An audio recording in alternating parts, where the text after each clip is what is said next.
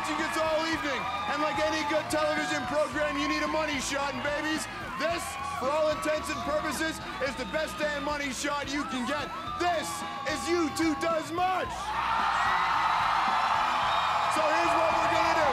We spent an all evening following the U2 performance at the Air Canada Centre in downtown Toronto.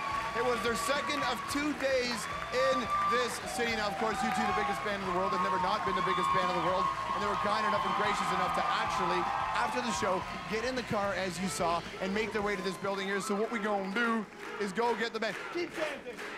The band's working hard for you. Let's take a walk right now and see if we can't find our good friends in the band, U2, and we'll make a left over here to the green room. Oh, look at that. Here they are. Good to see you again. How you doing, man? Yeah, good, thanks. How'd the show go? Sure, pretty good. Let's take a walk in. How you doing? Good, welcome in. Let's take a walk as the crowd awaits. In about 3 seconds, everybody's gonna go crazy. And here it comes. Into the Much Music environment, the biggest band in the world. This is U2.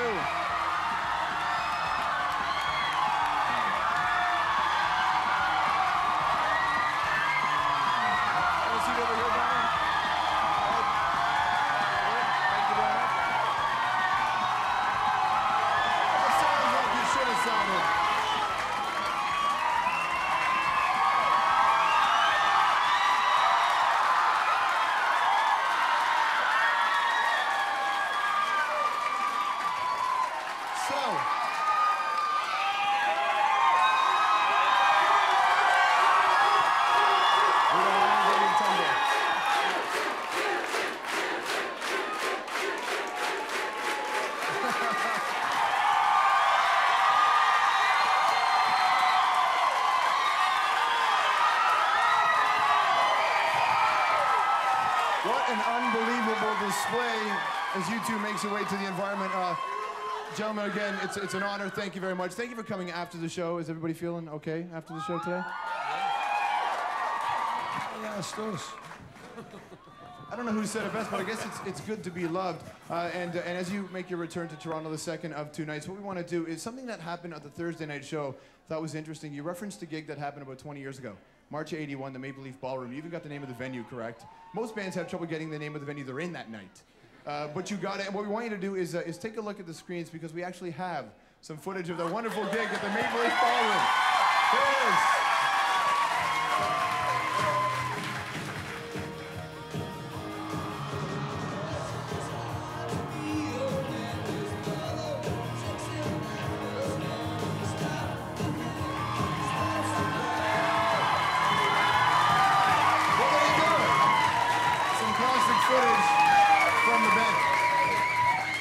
Thoughts? Do you want to step outside? Matter of fact, maybe we will. As you know, as extraordinary as that particularly, that particular hairdo is, much more extraordinary was to follow. We had the mullet, right about the mid '80s, and it's back in style again, but this time with irony. The mullet's coming around with irony, and I'm fresh out of irony. The ironic thing is actually the guy who filmed that, the cameraman that night, is actually in the basement here working on this show as well. We know where he parks his car. And you will be following. At a certain point, do shows gain or lose their meaning? The intensity today, and something you started with, you came on with the house lights on. So unlike previous shows where there was this big entrance, it almost seemed like the velvet rope was gone and this was you guys just being everybody else. Was that the plan when you waltzed in? Tried a couple of different ways to start the show, and we sort of did that one by accident, and just felt right, just feels good, feels right. It's a little odd sometimes because at the first 2 minutes of the song, you're like, people are right in your face, and that's also a little pornographic. It's kind of like doing it with the lights on. You want to be, you want to be really in love with somebody. And you gotta make sure you're okay with what you're about to find out. That's right. The dark makes things so lovely, doesn't it? But there's no matter what way you look at, when you walk onto a stage, you're making some kind of performance, and a lot of groups, like to think that there's a way around that problem, And, you know, let's pretend we're not on a stage. Let's pretend there isn't people in the house. Let's pretend they aren't paying our bills. Let's pretend they haven't given us a great life and built our houses and our swimming pools. And our feeling about this is just be honest about the relationship and try to make sure that everyone who comes to that show that this might be the best night of all of, you know, that we've ever played. Indoor or outdoor swimming pools? I'm over chlorine. And so when you walk out onto the stage and you have that relationship and you're forced to look in their eyes, you have a different sense of duty. And you two's always seemed like the band that did. You once, I think, were attributed a quote saying, you played these big stadium shows because at this point you had to. It was the responsibility of this band. I like stadium shows. I mean, I think there's a challenge, you know. If they go off, I mean, it's hard to get 70,000 people to agree on anything. So if they go off and there's a lot of feeling in that room and those songs go off, it's the best night of your life.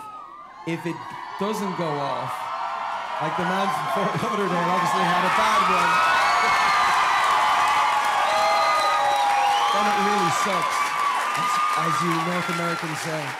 There's one thing that it's really easy to get 70,000 people to agree on, and that's appear in a video with Angelina Jolie. I can't imagine anybody would have a problem with that. Edge, you dirty. What's your problem? You know, Angelina could have chosen to have Bono, but no, she chose me. You got a problem with that? She always said she liked the Edge and Billy Bob Thornton, so perhaps it just remained consistent. We've got U2 right here. U2 Does Much. Why don't we play the video that we're talking about? The song they opened the shows with. This is Elevation. This is U2 on Much Music.